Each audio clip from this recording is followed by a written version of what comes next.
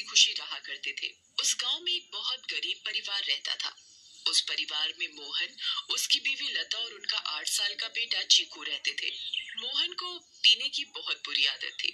वो सुबह शाम बस शराब पीता और जुआ खेलता रहता था। मोहन की एक छोटी सी किराने की दुकान थी। मोहन कभी भी उस दुकान को ठीक तरीके से नहीं चलाता था और जितना भी थोड़ा बहुत उस दुकान से कमाता था, वो सारी कमाई शराब पीने और जुआ खेलने में उड़ा देता था। वो रोज शराब पीकर लता को मारता था और उसे घर चलाने के लिए कोई पैसे नहीं देता था। एक रात लता और चीकू भूखे बैठे थे क्योंकि घर में खाने के लिए कुछ नहीं था। वो देर तक मोहन का इंतजार करते रहे। अचानक दरवाजे पर खटखटाने की आवाज आती है। माँ, लगता है पापा आ गए। वो जरूर हमारे लिए कुछ खाने को लाए होंगे। हाँ बेटा, अब हम सब मिलकर पेट भरकर खाना खाएंगे। लता जल्दी से दरवाजा खोलने जाती है। जैसे वो दरवाजा खोलती है तो देखती है कि मोहन के दोस्त मोहन को पकड़कर खड़े हैं और मोहन नशे की हालत में है। अरे भैया, इतनी रात को आप लोग? अरे भाभी जी, क्या बताएं, आज तो मोहन ने हद ही कर दी। इतनी शराब पी रखी थी कि इसे इतना भी होश नहीं था कि ये कहाँ पड़ा है। हम इसे चौराहे पर से उठा कर लाए हैं। अगर कोई गाड़ी वाला कुचल जाता तो बताओ, आप लोगों की तो जिंदगी खराब हो जाती। हाँ भाभी जी, बस आप लोगों का सोचकर हम इसे यहाँ ले आए, वरना तो इसका सबके साथ ऐसा व्यवहार है कि कोई इसकी मदद ना करे। मोहन के दोस्त मोहन को कमरे में ले जाकर लिटा देते हैं और वहाँ से चले जाते हैं। बेटा चीकू, आज हमें फिर से भूखा ही सोना पड़ेगा। मैं तेरे पापा के भरोसे तुझे और भूखा नहीं रख सकती। अब मुझे ही कुछ काम करना पड़ेगा।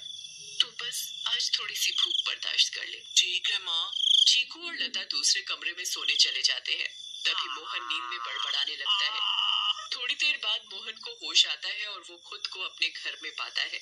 अरे ओ लता, कहाँ मर गई? मुझे बहुत तेज भूख लगी है। चल जल्दी से मेरे लिए खाना लेकर आ। लता बहुत गहरी नींद में सोई हुई होती है और उसे मोहन की आवाज सुनाई नहीं देती। मोहन 4-5 बार आवाज देता है पर लता नहीं उठती। मोहन गुस्से से लाल हो जाता है और कमरे में रखे एक मोटे से डंडे को उठाता है और दूसरे कमरे में जाता है जहां लता और चीकू सो रहे होते हैं। वो डंडे से लता को बुरी तरह पीटने लगता है। लता अचानक नींद से उठ खड़ी होती है। बचाओ बचाओ, मुझे मत मारो। मैंने क्या किया? मेरी क्या गलती है जो आप मुझे ऐसे बुरी तरह मार रहे हो? मैं आधे घंटे से आवाज दे रहा हूँ कि मुझे खाना दे दे और तू यहाँ घोड़े बेचकर सो रही है, हैं? ऊपर से मेरे साथ जुबान लड़ा रही है।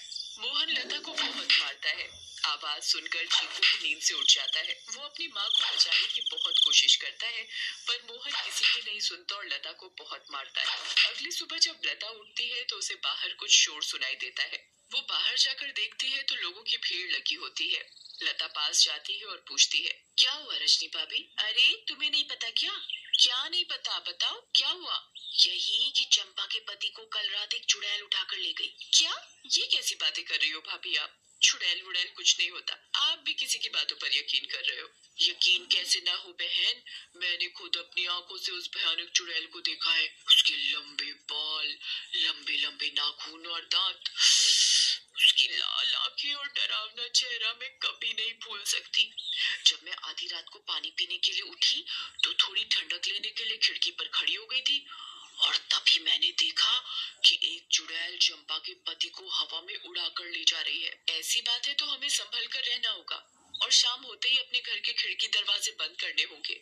बिल्कुल सही कहा लता भाभी आपने। सब अपने घर चले जाते हैं। लता भी काम ढूंढने निकल पड़ती है। वो घर घर जाकर काम मांगती है पर उसे कहीं काम नहीं मिलता। अंधेरा होने लगता है और आखिर में उसे सरपंच मिलता है। क्या हुआ लता? बड़ी परेशान दिख रही है।